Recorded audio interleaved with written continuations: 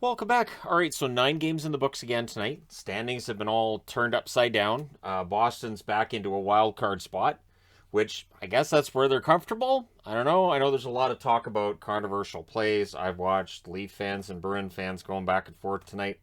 It's fun. That being said, let's go ahead and jump into tonight's games, and we'll start with the contentious and sloppy-looking Toronto-Boston game. So it's Mrazek versus Swayman in this one. Lindholm's denied on a pinch opportunity that he took. The Leafs press at 2.5 minutes, and the shots are 3-1 in their favor. And then Blackwell gets, I think this is his first goal as a Leaf, right? From Spezza at 5:09. The Bruins would get a power play. Pastrnak hits a post. He hits the net on the next opportunity. He scores from Bergeron and McAvoy at 5:59. So the lead lasted 50 seconds. And then the Bruins press for the lead. So it looks like, it's going to be a nice back and forth game. No. Mrazek would get hurt. Looked like it was a groin injury. Hopefully it's not bad. But it puts in Källgren, and it means no matter how many goals Källgren would allow from there, he's stuck in the net.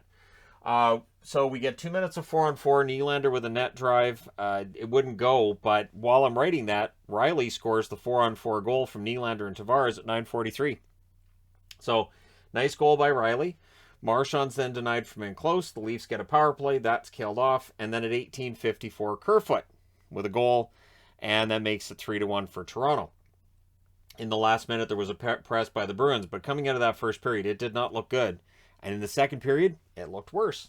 So Riley has a rush chance that's saved. Lazar can't bury one. Marchand hits the crossbar. Frederick with a miss on a 2-on-1. The Bruins get a power play. That was unsuccessful. And then the Leafs score again. And it's Marner from Matthews and Bunting at 8:28. The shots are 9-4 for the Leafs with 8.5 minutes left in the second period. Pastrnak with a whiff on a rush chance, which is not like him. Then we get 2 minutes of 4-on-4 again. After that, the Leafs get a power play and they score on it. At 16 minutes, it's Matthews with his 49th of the year from Marner and Riley. So, with Draisaitl being off tonight, he gets back into the overall lead for the Rocket-Richard race. And he's still got an outside chance of hitting 60. Kampf would then add one 47 seconds later from Riley and Kerfoot, and to quote the announcer, the route is on. And it was. So it's 6-1. Then a little over a minute and a half later, DeBrusk would score from McAvoy and Marchand at 18:19. And yeah, the game getting ugly. Incidents taking place. We'll push that to a news video tomorrow. We'll see if Department of Player Safety gets involved, and whether they do or they don't, it's still going to be news. So we go to the third period. Leafs with some solid defense early. The shots are only 1-0 for Boston at 5.5 minutes. But the Bruins would get a power play. Becomes a 4-on-4. Everything gets killed off. And then at 13:02, Lazar, he ends the drought for himself from Clifton and Nosek at 13:02. And then at 17:38, Taylor Hall from Pastrnak and Forbert at 17:38. They pull the goalie. That's as close as they get. Your final score is 6-4. The Leafs go to 42-19-5. Boston goes to 41-20-5 with the loss. It's only their third loss out of 18 games, but still, this is a divisional opponent, and this is 2 straight wins that Toronto has over Boston. So your shots, 11-10 Toronto in the first, 14-9 Toronto in the second, 11-7 Boston in the third. Final shots, 32-30 in favor of the Toronto Maple Leafs. Power plays, both teams go 1 for 3. Hits, 35-27 for Boston. Mrazek saves 3 out of 4 before he hurt himself. Källgren saves 23 out of 26. He may be the goalie for a bit here unless Campbell's able to come back next game. Swayman saves 19 out of 25. And then in the third, Ullmark saves all 7 shots he faced. I'll go out on a limb and say he's the starter for the next game. But it's interesting that I used the logos that I did because it kind of looks like an 80s throwback. You've got some dirty plays people are mad about. You've got a lot of goals. You've got big comebacks. And yeah, so overall, it ends up looking kind of like an 80s game there. All right, moving along. Next up, Carolina and Tampa. And this felt like a playoff game to me. Not that this one didn't, but this was kind of sloppy for a playoff game. It was Ranta versus Vasilevsky in this one. Early jump for Tampa Bay. In fact, 5 minutes into that first period, the shots are 4-0 in their favor. Then there's a power play for Tampa. That's killed off. And then Carolina on their first shot, they score. It's Niederreiter from Stahl and Cole at 7:59. Then the Canes get a power play. That was killed off. Kucherov has a net feed. Near miss on that. Hedman with a blast. That's saved and held. And then Pesce, who was fantastic in this game. He defends a Stamkos net drive. It's 1-0 Carolina after 1, even though Tampa Bay outshot them badly. Second period. Tampa Bay gets a power play early, and they score on it. It's Killorn from Kucherov and Point at 52 seconds. The Canes then press it to 4.5 minutes. The shots are 3-1 for the Bolts at 6 minutes. But eventually the Canes get the lead back. It's Jarvis from Teravainen at 8:41. So Seth Jarvis stays hot with that one. Things get punchy at the 9-minute mark. We end up with 4-on-4 out of that. Cirelli with a rush chance. Pesce defends on that one too. And then it's Hedman from Cirelli and Stamkos at 9:43. That goal was scored during the 4-on-4. Canes then get a power play. That was killed off. And then later in the period, Aho scores from DeAngelo and Jarvis at 16:47. So Jarvis with a multi-point game. Not the first one he's had this year. And yeah, Carolina's up 3-2 after 2. But it's Tampa Bay. Third period, Bolts press at 1 minute or 1.5 minutes. Sergachev has a blast that's saved. Bolts get a power play and eventually they score on it. At 6:02, it's Braden Point that ties up the game. Jarvis then has a rush chance go wide. Sergachev has a blast that's saved. And then during that same shift, Sergachev with a near miss in front of the net. We get 2 minutes of 4-on-4 yet again. The shots are 10-3 for Tampa Bay with 5 minutes left. DeAngelo then has a shot that's saved and held. Perry was denied during a 2-on-1 for Tampa. In the last minute, Kucherov had a rush chance that was saved, and we go to overtime.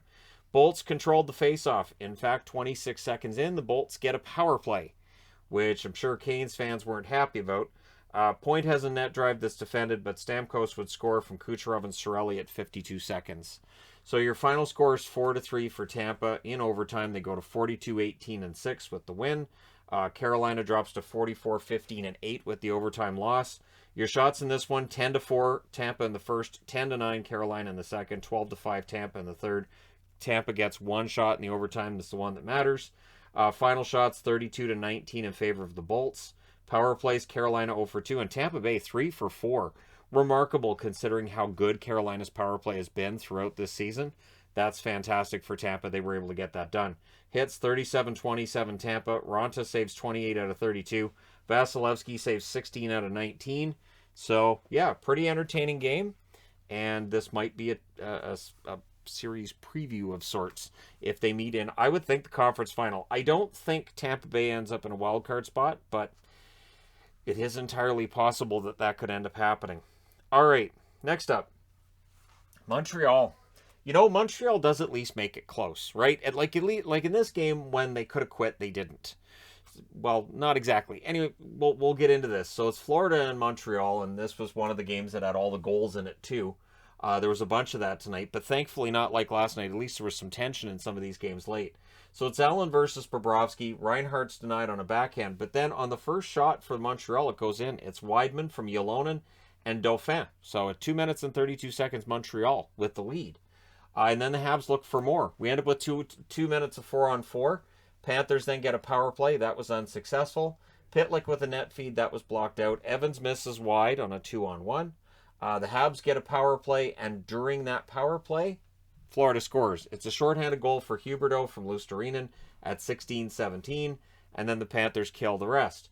At 17:57, after they're done killing it, Lomberg scores from Thornton, and that makes it 2-1 for Florida. They're this dangerous.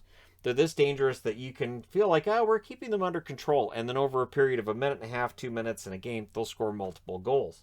Anderson tries to answer. Barkov was denied in the final minute, but it's 2-1 for Florida after one. Second period, early press by the Habs. However, Bennett scores from Sherratt at 2:37 to make it 3-1. That was buried on what I would qualify as a Florida bounce. Power play then for the Panthers. The Habs killed it off, but the Panthers press after. And Lomberg would add another one from Barkov and Verhaeghe at 7:57. So that makes it 4-1, and the shots are 9-1 for the Panthers at the half. Montreal spends a lot of time in their own zone till about 4 minutes left in the period. Edmondson would score from Suzuki and Justin Barron at 16:24. That's Barron's first point. They did grab the puck for him, and it's 4-2. Then Dauphin scores from Perreault and Weidman at 16:55. It's 4-3. And then Dvorak scores from Pitlick and Savard at 18:06. So suddenly it's a tie game at 4. And that's 3 straight shots too. So it's not like they're getting a lot of pressure and there's a lot of big saves going on for Bobrovsky. That's 3 shots, 3 goals for Montreal. And then there's a near miss for Josh Anderson in the closing seconds. So they were really close to having a 5-4 lead going into the third period. And who knows what's going to happen? It's Florida. It's the third period act. Surprised. Huberdeau scores from Bennett and Lomberg at 1:19 on a turnover. Montreal, a young team. Turnovers are a problem. The shots are 5-1 for the Panthers at 6 minutes. Hoffman's denied on a rush. The Habs get a power play. It becomes a 4-on-4. Then it becomes a 4-on-3 for the Panthers. Evans is hurt by Weegar. Everything ends up getting killed off, though. Weegar didn't go to the box on that one either. Marchment gets a goal, though, from Bennett and Reinhardt at 14:43. They pull the goaltender down by 2. That allows Barkov to hit the empty net from Huberdeau and Giroux at 17:26. Your final score is 7-4 in favor of the Florida Panthers. They go to 45-15-6, 96 points for Florida already. For Montreal, 18-38-11 with the loss. The shots in this one, 14-13 Florida in the first, 19-5 Florida in the second. So Montreal gets 3 goals on 5 shots. And then 13-6 Florida in the third. Final shots, 46-24 for the Panthers. Power plays, Montreal 0-2. Florida 0-4. So Montreal's penalty kill came through. And the hits, 21-19 in favor of the Florida Panthers. Allen saves 39 out of 45. Bobrovsky saves 20 out of 24. So not too shabby of a game by Montreal overall. I think, at least they had it tied going to the third, and then Florida just did as Florida does. They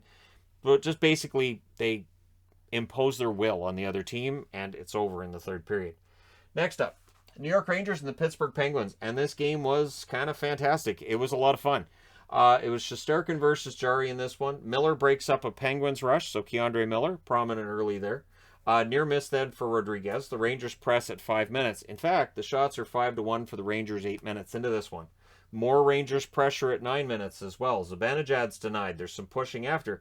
And then, seemingly against the flow of the play, it's Boyle with his 9th goal of the year from Dumoulin and Letang at 14:24. And he deflected it, and it's a goal scored through the 5-hole. Trouba then with a post as the Rangers would press looking for an answer. But after the first period, even though they were outshot almost 2-1, Pittsburgh's up 1-0. Second period, Kapanen has a rush chance. That's blocked. The Rangers with early shots. The Penguins press at 4.5 minutes. There's a power play for the Penguins. That's killed off. Schneider then defends a Rodriguez opportunity. So Rodriguez, doing his best, but in the end, it's the Rangers get the next goal. Vetrano scores to stay red hot from Zibanejad and Kreider at 13:32, and then it's Schneider who makes it 2-1, puts the Rangers in the lead for the first time in the game from Panarin and Kopp at 17:04, and he scored that one on a rush. So pretty good, solid effort all around there. Things get kind of scrummy at the buzzer, and after 2 periods, it's 2-1 for the New York Rangers, and it's a pretty up and down crowd. They were having like a Ben Roethlisberger night tonight, so there was a lot of Steelers jerseys in the crowd, and I think they wanted a victory more than anything. But the Rangers, party poopers. Third period, 2 minutes of power play for the Rangers to start. The funny thing is, even the stats on the app kept getting it mixed up. Like it would show Rangers power play 4-on-4, power play 4-on-4. I don't think they knew. And I don't think that the Penguins knew until the start of the period. They certainly acted like they didn't know that it was a Rangers power play. So Jarry saves on Zibanejad, but at 1:06, it's Kreider with his 23rd goal of the season on the power play from Fox and Panarin. I mean, his 23rd power play goal. I'm well aware that Kreider's really north of 23 goals this year. Penguins would try to answer. Raquel with a net drive. That was saved. The Penguins get a power play. Really strong penalty kill for the Rangers. Kills that off. Penguins then get a power play with 9:56 left, and Crosby scores on that power play from Malkin and Letang at 10:37. The Rangers press with 5.5 minutes left. On the empty net, Gaudreau ends up hitting the post. Letang was denied in close. Furious finish. Igor Shesterkin making a lot of really good saves late. With 4.5 seconds left, the Penguins call a timeout before an offensive zone faceoff, but they're unsuccessful.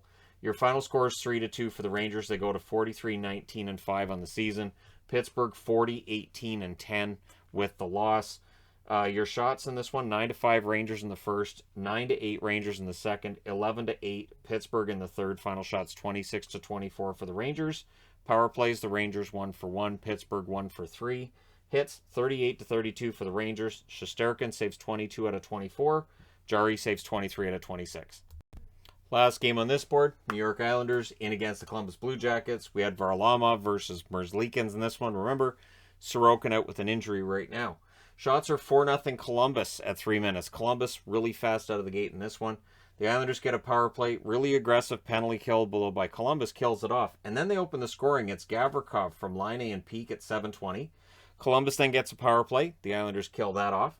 Laine was denied, and then Laine goes to the box on the same shift. So on that power play, the Islanders tie the game. It's Nelson who's red hot right now. He scores from Lee at 11:47. Then Cizikas was denied, but Bailey would score to put the Islanders ahead. He scores from Pajot at 15:09. Really nice press and a goal there by the Islanders. Nice setup, nice goal. Columbus then gets a power play. That was unsuccessful. We go to the second period with the score 2-1 in favor of the Islanders. Second period. Bjorkstrand has a tip that's held, and then Beauvillier makes it 3-1 from Nelson and Lee at 3:47. Columbus would try to answer. Bellows with a miss as the Islanders would press, and then the Islanders do score again. With the fourth goal, it's Parise from Dobson and Barzal at 9:10. We're not even halfway through the game. It's 4-1 Islanders. This is done. But it's not. To their credit, the Columbus Blue Jackets do not give up, and they show a lot of fight in this one.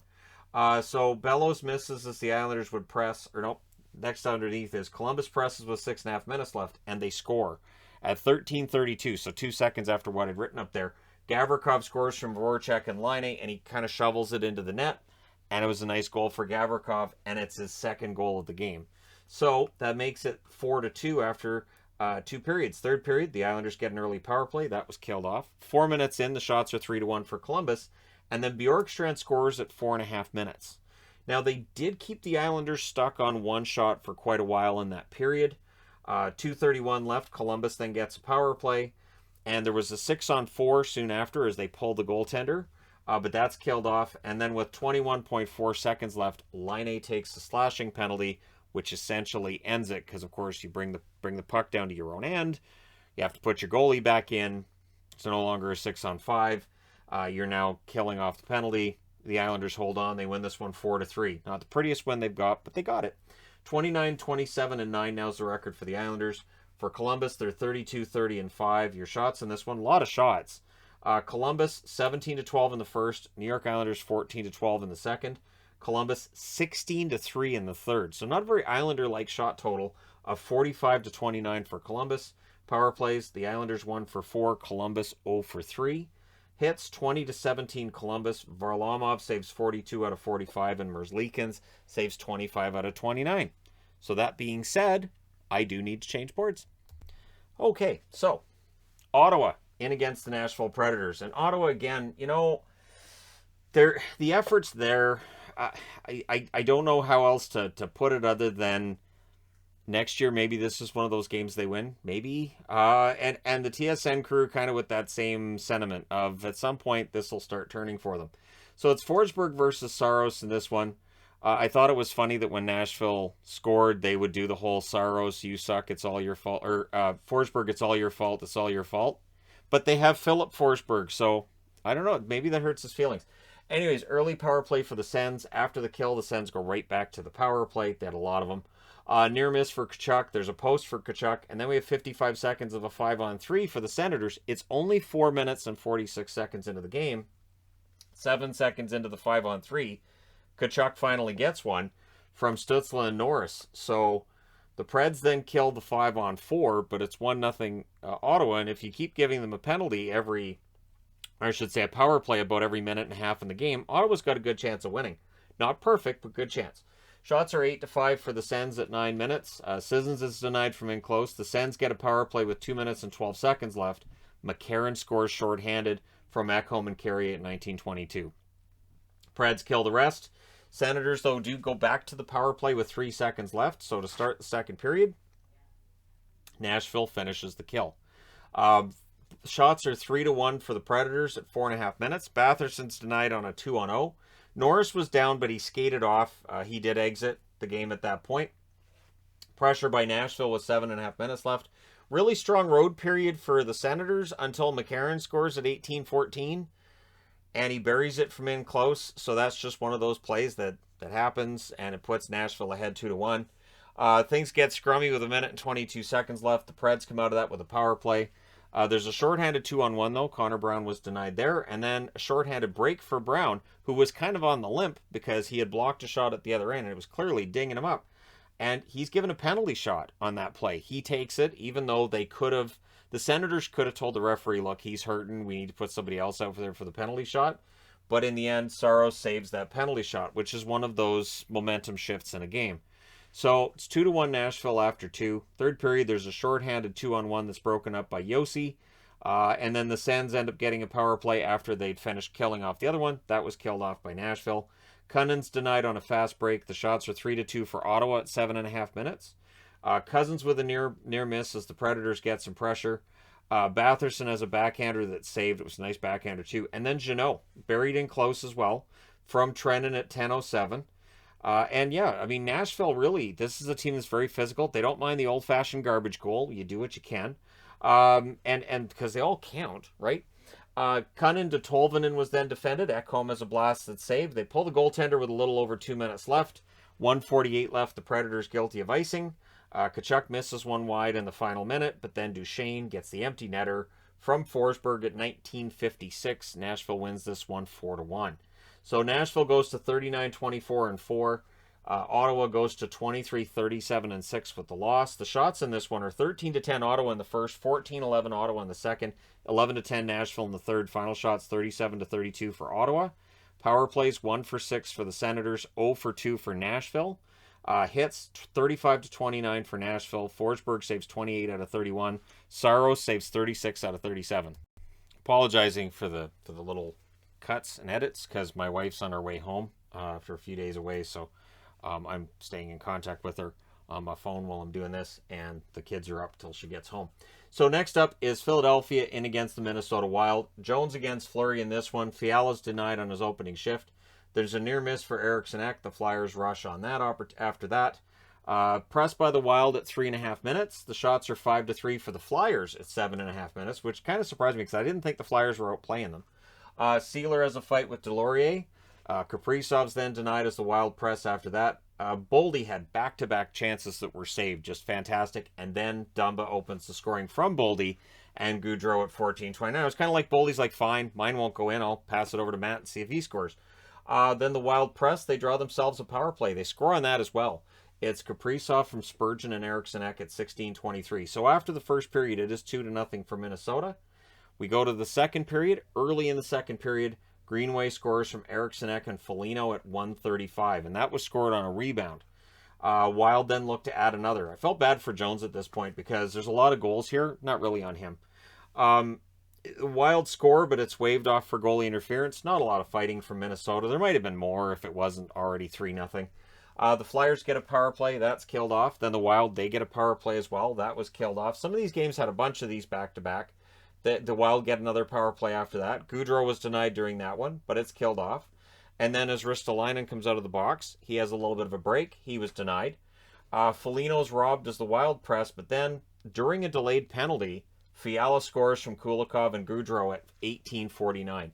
It is 4-0 in favor of Minnesota after 2.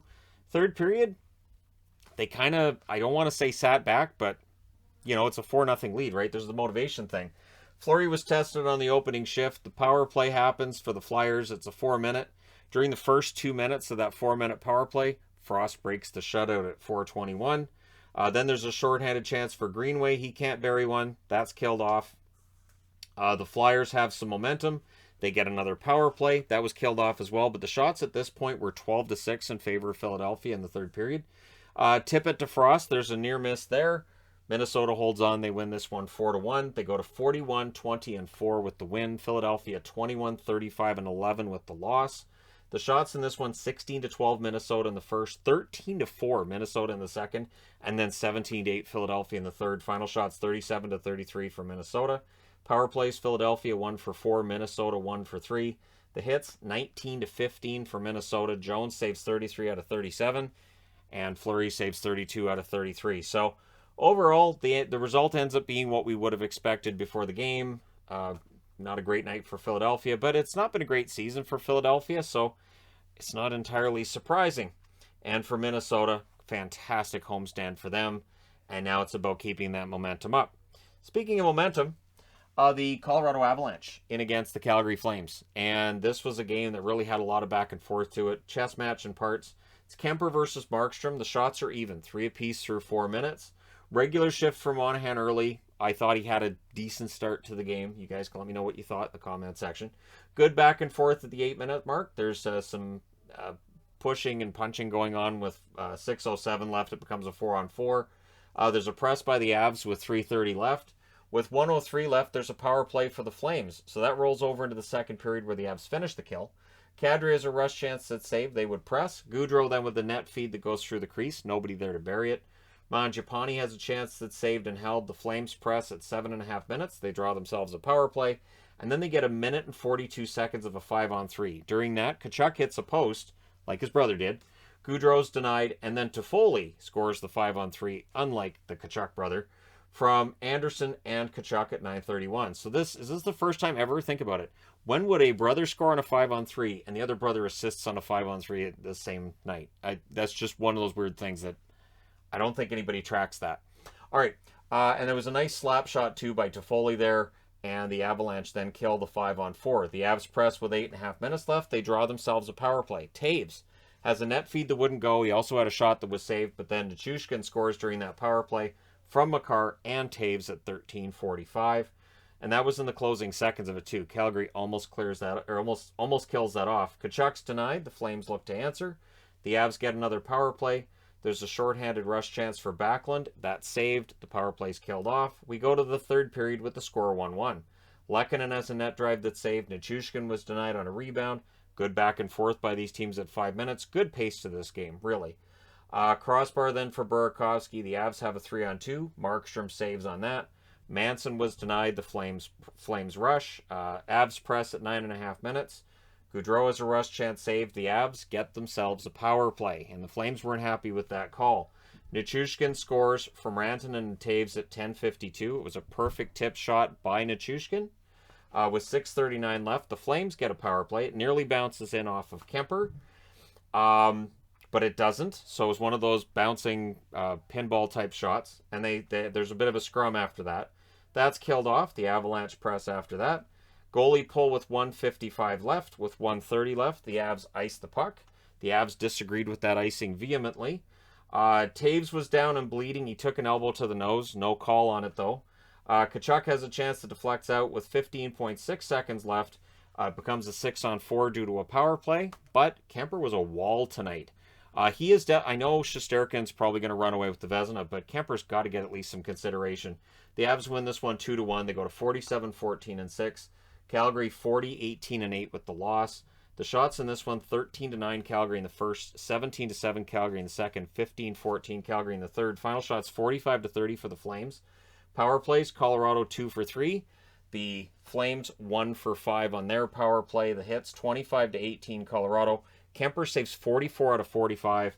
Markstrom saves 28 out of 30. The Avalanche reach 100 points. It's only taken them 67 games to get there. They're the 9th team in 45 years to reach 100 points this quickly. So that's pretty remarkable. I know some of this is the 3-point era of games, and rather than before there was overtime and shootouts and all that, but still, it's an impressive record, and it's nice to see that Colorado's been able to do this. All right, and then the last game of the night is Dallas in against Anaheim. And this is some of the desperate hockey Dallas needs to be able to play. Now, Dallas has to play in Anaheim again. It's back-to-backs, so they're going to have to bring...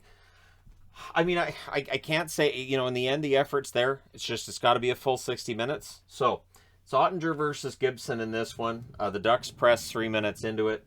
Zegras with a net drive, that was saved. The Ducks get a power play. It then becomes a 4-on-4. That's all killed off. The shots are only 2-1 at 6.5 minutes, and that's in favor of the Ducks. So it was a pretty slowish start to the game, right? Stars get a power play. That was killed off, but before the period's out at 14:05, Foxa puts Dallas on the board from Glendening and Raffle. The Stars then press with 4 minutes left. Simone had an opportunity that was blocked by Jamie Benn, and it's 1-0 Dallas after 1. Second period. Early press by the Ducks. Simone has a chance that's saved and held. Grant would tie the game. So Grant's having a very good season for Anaheim. He scores from Zegras and Shattenkirk at 3:54. And the Ducks had momentum. Not just that. The shots are 3-0 in their favor at 5 minutes. So this is that 60 minutes I'm looking for from Dallas if they're going to get and hold on to a playoff spot. Zegras is denied by Ottinger's glove. Nice play by Ottinger there. Fox is denied as the Stars press back. Aston Reese has a shot that's caught and held, and then Terry puts Anaheim in the lead from Grant and Zegras at 9:48. Pavelski then's denied on a fast break. Raffl was denied, and the Stars at this point were kind of being outplayed. And I thought Anaheim was doing a good job. Not only that, they were shutting down the Pavelski line. And I put here so far, because usually that's a line that will get things going and will generate a goal or two. Stars press with 2 minutes left. There was some momentum late for Dallas, and some of that was from the Pavelski line. But going into the third period, it's 2-1 for the Ducks. The Ducks have an excellent record leading after 2, but they traded Lindholm. And they clearly sold at the deadline, so it is not the same team that had that lead after 2 periods through most of the season. Third period, Carrick's denied on a turnover. The Ducks then had a 2-on-1. That was defended. I think it was Lindell that blocked that one out. Power play then for the Stars. The fans booed that one. They were pretty sure that shouldn't have been a penalty. So it wasn't very good and it wasn't very confident. And it's one of those things where when a power play is going well, you can feel it. And when it's not, you can tell as well. But just as it's ending, Pavelski was denied. So Pavelski did everything he could to try to get a power play goal there. The shots are 6-3 for the Stars, 8 minutes in, and then their 7th shot goes in the net. It's Rope Hintz. Robertson from behind the net finds him in front of the net. Hintz was kind of on his own there, and he buries it at 8:28. Zach Aston Reese nearly answers then for the Ducks, but then Peterson from Klingberg at 12:36, and it's a 2-on-1 off of a turnover. It was a really nice play, and it puts Dallas in the lead. Then there's a near miss for Raffl on a 3-on-2. So the Stars are doing their best to try to, add to that lead.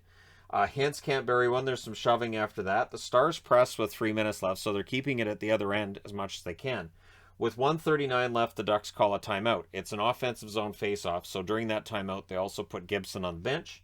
Shattenkirk has a blast that's saved and held. There was numerous opportunities there. There were a lot of face-offs in that last minute and a half. The Stars either won or tied those face-offs, and they did their best to keep Anaheim on the outside. They win this one 3-2. They end up going to 37, 25, and 3 as a result.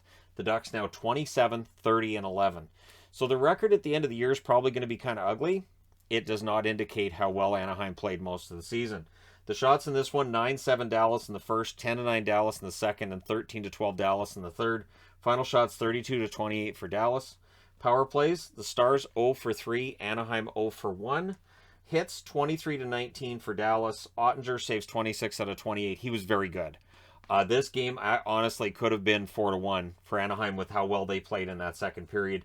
Again, the shots showed that Dallas had the lead in shots, but I thought Anaheim had a good period. Gibson saves 29 out of 32. He had a good night too. So we'll see if those are the same goaltenders that play in the next game. But there you go. You guys are all caught up. Wife is home. Let me know your thoughts in the comment section below as always. Don't forget to hit like and subscribe. If you're browsing your way through, you just happened upon this video. Thank you guys so much for watching, for all your support. I will talk to you again soon.